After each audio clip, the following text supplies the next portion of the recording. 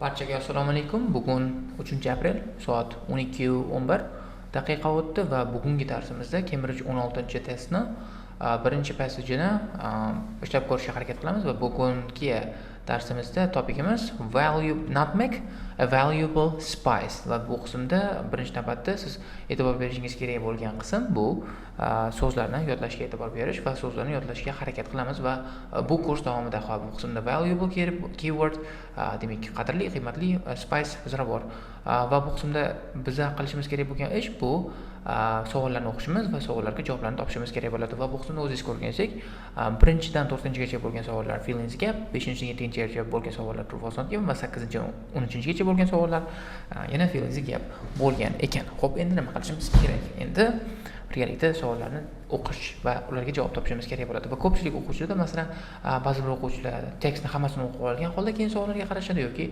ba'zi birlar savollarni birma-bir o'qib savollarga javob berishga harakat qilishadi. Mani ishlatgan texnikam oldin ko'p ravishda tekstni o'qigan holda keyin savollarga qaradim, lekin o'quvchilarga foydali bo'lishi uchun ham birinchi navbatda savollarni o'qigan holda keyin javoblarni topishga harakat qilaman va bu qismda men agar javoblarni o'qisam, hamma savollarni o'qisam, hamma savollarni birdaniga o'qib olaman. Masalan, bu qismda 1-4gacha bo'lgan savollarni hammasini o'qishim kerak.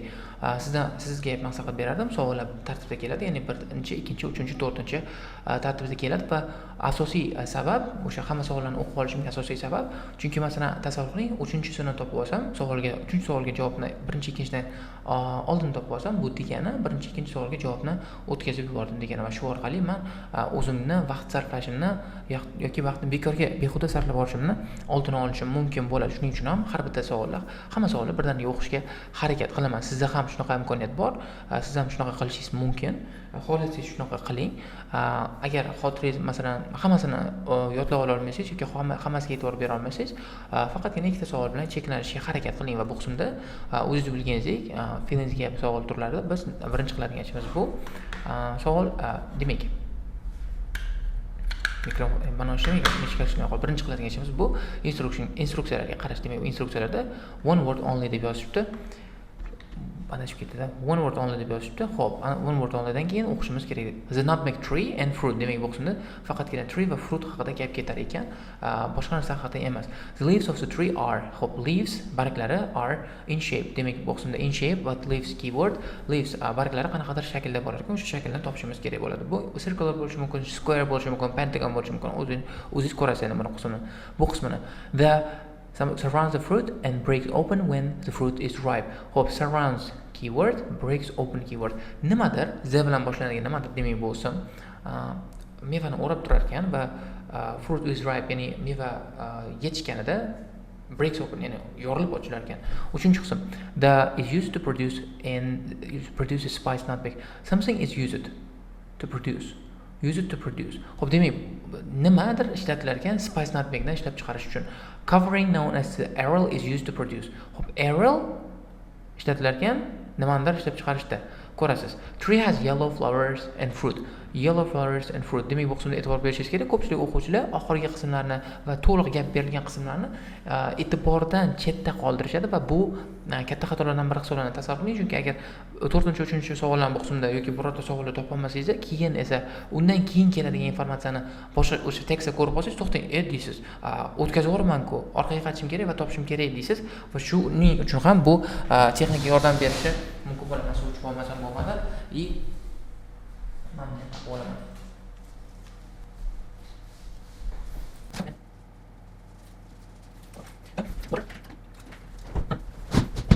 Xo'p, demak bo'ldi. Birinchisida biz shape topishimiz kerak, ikkinchisida qanaqadir ism topishimiz kerak, qanaqadir jism. Uchinchisida esa nutmeg spice ishlab chiqarishda ishlatiladigan nimadir, to'rtinchisida ham nimadir ishlab chiqarilar ekan. Xo'p, endi qaraymiz, o'sha qismni fruit tree ni topishga harakat qilamiz va bu qismni o'zingiz ko'rganingizdek nutmeg tree is large evergreen tree native to Southeast Asia until the 18th century. It only grew in one place in the world, small group of islands. It's not important. O'zingiz ko'rganingizdek bizga lokatsiya qiziq emas. 3-gapga qarasangiz, the tree is thickly branched with dense foliage of tough dark green oval leaves. Demak, leaf chiqdi. va bu qismda leafni, o'sha bargni analari berilgan. Xarakteristikasi berilgan. O'zingiz ko'rganingizdek, dense foliage, demak foliage o'zingiz topib olasiz. Dark, tough, green, oval. Keyword is oval here. Greenligini bilardik, lekin oval javob bo'lishini endi bildik. Oval javob bo'lishini bildik. Shuning uchun ham bu qismga ovalni qanaqa qilib yozaman endi men? Ana shuni o'ylamayman. Xo'p, mayli, men bunga qismga oval yozishga harakat qilaman. Oval yozib qo'yaman. Oval. Xo'p, ketdik, bo'ldi. Qaytamiz. Okay. Keyingisi they surround the fruit. Xo'p. O'zingiz ko'rganingizdek, the fruit is encased in a fleshy husk. Demak, encased demak bu qismda keyword bo'ladi. Bilaman buni. Encased so'zini bilganim uchun ham bu savolga javobni tez topdim. Encased degani yo'q, o'rab olingan va agar encased so'zini bilmasangiz, keyingi gap sizga keyword bo'lishi mumkin. Masalan, when the fruit is ripe, demak savolimizda bor edi bu so'z. The husk splits into two halves. Demak, breaks open degani ochiladi, yorilib ochiladi. Endi mana bu qismda o'zi yozilgan. This husk yozilgan. Yana bir ikkinchi marta keldi. Husk degan so'z. Javobimiz splits into two halves, ya'ni ikki bo'lakka tutib bo'linar ekan. Along and reach and running the blah blah blah. We don't need it. Like, shu savolga javob mana husk bo'ladi. O'sha uchun ham mana husk ikkita joyda berilgan. Huskni yozib qo'yishga harakat qilaman men. Biroz olamanda husk deb yozib qo'yaman. Bu tomonga olaman. Yana teparoq qolishim kerak ekan. Husk, whatever. Yoz. Arial, doesn't matter, come on, husk. Tushunarli bo'ldi degan umiddaman. Ketdik. Okay, I want different color. I want different color here and I want only text here. Hop. Ketdik. Endi yashilni tanlab oldim, normal bo'ldi. Hop, uchinchisida is used to produce a spice nutmeg. Hop, spice nutmegni topib olishim kerak ekan. Spice nutmeg kerak emas. Okay. Just this is, thank you. Okay, spice nutmeg kerak bizga. Hop, spice nutmeg topamiz. Inside is a purple round shiny seed, 2-3 centimeters long by about 2 centimeters across, surrounded by lacy red and crimson covering called an aril. Hop, aril chiqdi. Aril 4-chi savolimizda bor edi. These are the sources of two spices, nutmeg and mace. Former being produced from the dried seed. Mana ko'rding, qarang. The former bu qismda birinchisi aytishdi, two spices deyishdi, spice nutmeg deyishdi, mace deyishdi. Demak bu qismda keywordimiz bizda spice nutmeg va mace. O'zingiz ko'rganingizdek, the former deyishdi, spice nutmeg being produced from. Demak, u ishlab chiqariladi from dan dried seed. Demak, javobimiz, uchinchisiga javobimiz seed bo'ladi. Seed.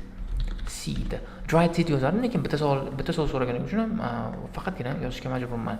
Undan keyin esa covering known as the aril is used to produce. Mana, and the latter from the aril. Xo'p, latter keyword bu yerda, former bu yerda keyword. Mana former to spice nutmeg and mace. O'zingiz ko'rganingizdek, latter from aril deyishdi. Covering known as the aril is used to produce. Demak, latter. Demak, mace bo'lar ekan javobimiz. Mace deb yozib qo'yamiz. Okay, come on, not here. Mace bo'ldi. Menimcha bo'ldi. Voy. Qayta qo'rar ekan, nima qilsamchi? Nope. Yeah, whatever, you know what? Xo'p, keyingisi, demak 5-dan 4 tugatdi, 1dan 4gacha tugatdi. Tushunarli bo'ldi degan umiddaman. 5dan 7gacha qaraymiz endi. 5dan 7gacha. Xo'p, ko'rganingizdek, bu qismda keywordlardan topishga harakat qilamiz. In Middle Ages, most Europeans knew where nutmeg was grown. So most Europeans knew where, simply knew where. Ketdik. Bu bo'ldi, tushunarli bo'ldi. VOC was the world's first major trading company. Keyword. Yettinchisi esa the Treaty of Breda, the Dutch control of all the islands where nutmeg. All the islands keyword. All the islands where nutmeg grew. Keyword. Topdik. VOC keyword. Treaty of Breda keyword, Middle Ages keyword. Ketdik. Endi savollarga javoblarni topishga harakat qilamiz. Ular tartibda joylashganligini bilishingiz kerak. Xo'p, ikkinchi paragrafga o'tdik, chunki Middle Ages degan keywordimiz bor yo'da. Ketdik. Used as a favoring medicinal preservative agent. Through the spirit, the Arabs were the exclusive importers of spice into Europe. They sold nutmeg for high prices to merchants based in Venice, but they never revealed the exact location. Xo'p. Mana javobimiz. They never revealed the exact location. Hech qachon exact aniq lokatsiyasini aytishmagan. O'sha uchun aytishmaganligi uchun ham javobimiz false bo'ladi, chunki yevropaliklar agar bilmasa, qayerdaligini bilmasa, bilmaydi, masalan. Bilmaydi, qayerdan biladi. Demak, false yozib qo'yaman. Xo'p. False ni yozib qo'ydim, chunki bilmaydi qayerdaligini. VOC is the first major trading company. VOC ga qaraymiz. Mana VOC topdik. A trading corporation better known as a Dutch East India Company, blah blah blah. It was the richest commercial. Okay, we have the word richest. The company had blah blah blah blah blah blah. With a private army of 30,000 men and a fleet of 200 ships. At the same time, thousands of people across Europe were dying of plagues, the highly contagious and deadly disease. Okay, we don't have information about the first. Shuning uchun ham javobimiz bo'ladi not given.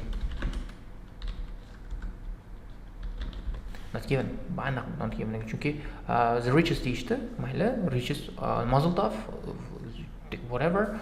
But we don't have information about the first or the second or the third or the last one. Xo'p, keyingi esa Treaty of Breda kerak bizga. Treaty of Breda ni topib olishimiz kerak tekstdan. Mana o'z ko'rganingizdek keyingi betdan chiqdi. Treaty of Breda, mana Treaty of Breda. Intent on securing their hold over every nutmeg producing island, every keyword. The judge offered a trade. If the British would give them the island run, they would turn, give British a Tyson much relevant in North America. The British agreed. Wow. British agreed that other island was Manhattan, which is how New Amsterdam became New York. The Dutch now had a monopoly over the nutmeg. Okay, mana had now a monopoly over the nutmeg trade, which would last for another century. Xo'p, demak sizlarga ko'rmayotgan bo'lishi mumkin, men nima qilayotganligim. Shuning uchun ham prozrachniystni tushirsak bo'lar ekanman buni. Oh, come on, don't do it. Wow. Hozir buzib yubordim hamma narsani. Qayt orqangga. Mana. Xo'p, topdik. Every nutmeg producing island keyword hold over. Their hold. Masalan, ushlab turishi every nutmeg producing island demak bu qismda har bittasi endi monopoliyasi bor degan edi. Shuning uchun ham bu true bo'ladi. Javobimiz true. True ni ham yozolmaysan sen. True bo'ldi. Demak tugadi. Xo'p, 5 dan 7gacha tugadi. Undan keyin 8 dan 13 gacha o'tamiz. Xo'p, 8 dan 13 gacha keywordlarni qaraymiz. Middle Ages nutmeg was brought to Europe by the.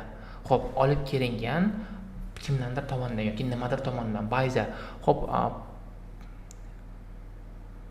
Yevropaga olib kelingan by what? By the something or someone. So nimadir tomonidan yoki kimdir tomonidan. Xo'p, topdik. Middle Ages keywordimiz bo'ladi. 16 bunga ham e'tibor berishingiz kerak. Oldin aytib o'tganimdek, e'tiborsiz qoldirmang javoblar bo'lishidan qat'iy nazar. Masalan, 16-asrda to control of the nutmeg trade. European nations to control. Xo'p, mayli, mazel tov. Great. 17. Demand for nutmeg grew as it was believed to be effective against a disease known as a xo'p. Disease known as xo'p, qanaqadir kasallikka qarshi effektiv bo'lganligi sababli o'sha kasallik turini yozib olishimiz kerak ekan. Xo'p, undan keyin Dutch took control of the Bond Island, ko'rdik uni. Restricted nutmeg production to a few areas, put something on a nutmeg to avoid being cultivated outside the islands. Xo'p, finally obtains the island of something from the British, island of name from the British.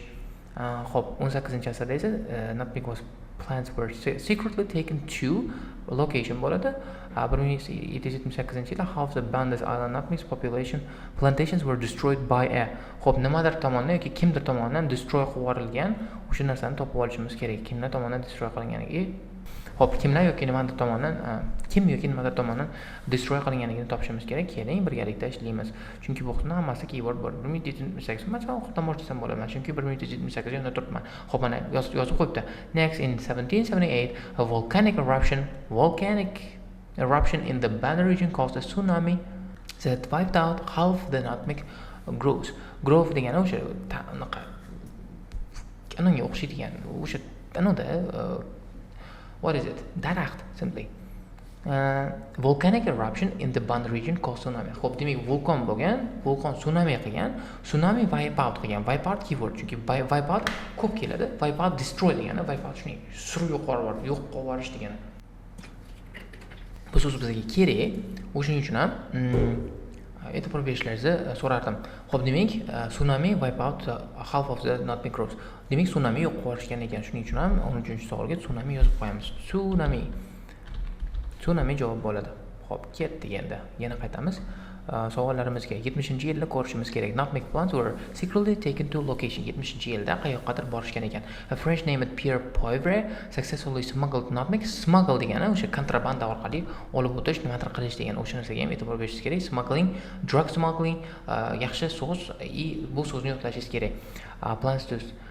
Plans to safely to Mauritius, an island off the coast of Africa. Some of these were later exported to Caribbean where they thrived. Xo'p, especially in the island of Grenada. Xo'p, o'zingiz ko'rganingizdek, smuggle degani u yerda keywordda secretly taken to degan sinonimi. Bu qismda javobimiz Mauritius bo'ladi. Shuning uchun ham Mauritius yozib qo'yamiz. Tius. Oh, well, come on. Tius. O'zingiz e'tibor berganingizdek, bu qismda men yozmadim-ku, endi har bitta so'zni kapitallarda ko'chirganingiz o'zingizga yaxshiroq. Xo'p, keyingisi. Endi men Middle Agesga qaytishim mumkin, masalan. Middle Agesga qaytgim keldi, masalan. Orqaga qaytaman-da. Middle Ages, nutmeg was brought to Europaga kimlardir tomonidan yoki nimadir tomonidan olib borilgan and was used as a flavoring, medicinal preservative. Men yo'q o'qiganim masalan. Throughout this period, the Arabs were exclusive importers. Arabs were exclusive importers of the spice to Europe. Demak, o'qisunda o'zingiz ko'rganingizdek, arablar importyor bo'lgan ekan. Xo'p, arab yozib qo'yamiz. Arabs.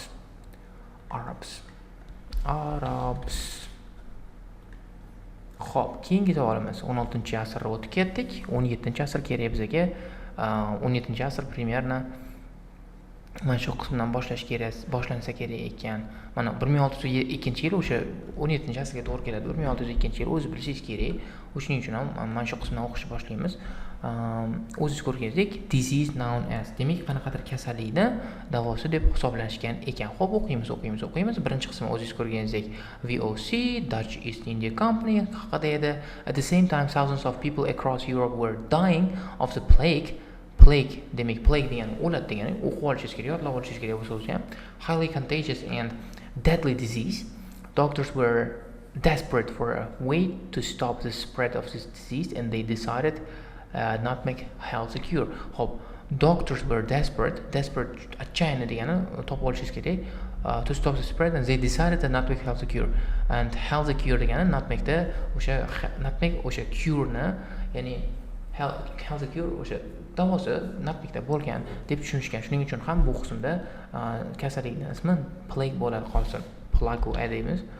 Plague demak o'lat degani. Keyingi qismi Dutch bo'ladi. Restricted nutmeg production, put something on nutmeg to avoid to avoid it being cultivated outside the island. Xo'p, oroldan tashqarida kultivatsiya qilinishini oldini olish uchun nimadir qo'ygan ekan nutmegning ustiga. Xo'p, topamiz o'sha narsani. Dutch. Xo'p, banda degan, qarang, to control of the Banda Island, chunki mana bu qism kerakli. Bunga sabab bizda bandadan keyin bo'lish kerak javob. Mana bu qismda banda bor bizda. Xo'p, demak, bu yoqda ekan javobimiz. Restricted to few areas, restricted to mana concentrated into few easily guarded areas ekan. Demak, bu qismdan keyin ekan javoblarimiz. Xo'p, destroying blah blah blah. Anyone caught growing a nutmeg seed, tiddling and or carrying it without the proper authority was severely punished. Yaxshi animal collocation bu qismda. In addition, all exported nutmeg was covered with lime. Xo'p, covered with lime. O'zingiz ko'rganingizdek, put something on. Nimaga ustini qoplash kerak ekan? To make sure that there was no chance of a fertile seed which could be grown elsewhere. Xo'p, demak, o'sha urug'larni ketishi uchun, urug'larni o'tkazib yuborilmasligi uchun hammasini ustiga lime qo'yishgan ekan. Limon, lime, endi bilmayman nimaligini, o'sha lime qo'yib chiqishgan ekan. Xo'p, nima qilayotganim o'zimga yoqmayapti, chunki soat 12:30 bo'lib ketdi. Kech bo'ldi, shanba kuni zerikmadim, charchadim, hamma joyim og'riyapti, bellarim og'riyapti, hamma joyim og'riyapti. Xo'p, o'zim niyat qilgan maqsadimga erisha olmadim bugun. Maqsadim har bittasini o'qiganimdan keyin sizlarga o'sha kerakli so'zlarni ko'rsatish kerak edi, ko'rsatmoqchi edim. Lekin shunaqa qila olmadim. Xafa bo'lmaysizlar, rozi bo'lasizlar. Ketkizgan vaqtlaringizga. Mayli, qo'ldan kelgancha qilamiz. Sizlarning feedbacklaringizga qarab, bu qismni yaxshiroq qilishga harakat qilamiz. 12 topaylik, shu bilan tugatamiz. Keywordimiz 1770-yil, 1770-yilga qaraysiz, o'sha orqali topib olasiz. Bo'ldi, 12 bo'lgan ekan. Xo'p, 11-chi. Finally obtained the island of something from the British. Xo'p, buni ham o'qidik. There was only one obstacle, mana one obstacle turibdi, to Dutch domination on one of the Band Islands, a sliver of land called to Run, only 3 km long by less than 1 km wide, was under the control of British. After decades of fighting for control of this tiny island, arrived at compromise settlement. Endi va muqsimda Island of Runni olganligi haqida gapirgan. Shuning uchun ham The Island of Run bo'ladi. O'sha anoni islanddan ismi kerak bizga. Run bo'ladi. Javob bo'ldi. Shuning uchun ham shu orqali ham javobni tugatdik. Shu bilan bugungi videomiz o'z nihoyasiga yetadi. Video low quality bo'ldi. Bundan rozi bo'lasizlar, bunga xafa bo'lmaysizlar. Demak, men bunga ham instruksiyalarga ham qaramadim. Shu kabi formatda darslarimizni olishni davom etamiz. Agar sizga yoqadigan bo'lsa, iltimos izohlarda fikrlaringizni bildiringlar, chunki biza bu demak rubrikani davom ettiramiz. Agar sizlarga manfaatli, foydali bo'lgan bo'lsa, shu bilan men o'zimni ishimni o'z nihoyasiga yetkazaman. Примерно 1,5 soatlik video bo'ldi shekilli bu. Xo'p, hammaga rahmat, xayr, sog' bo'linglar.